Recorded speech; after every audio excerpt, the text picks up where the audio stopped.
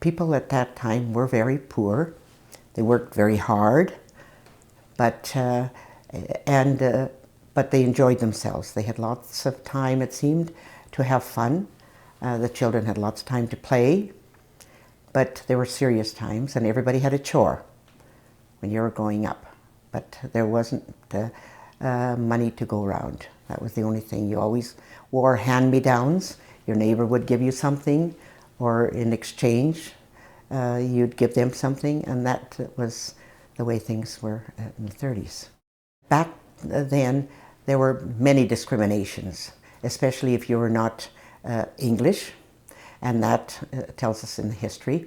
So therefore, I was not an English person, or we were not an English family. We had a difficult time growing up. You had to go to certain schools.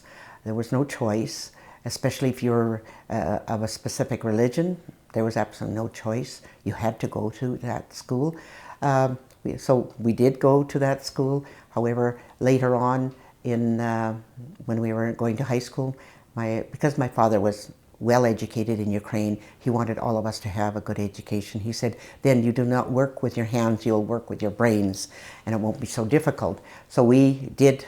That was the only reason we could get to a public school where we could finish our grade 12s, and I could go on to school. However, at that time it was very, very difficult. The principal would not sign my application to the university for about 3 months, and I never knew whether I was ever going to get to that university. He finally did, because he felt that women at that time should just stay at home, live on a farm,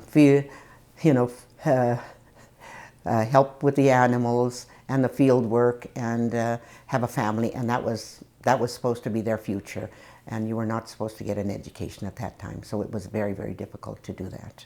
And very few went on because of that reason, no matter what, especially the women.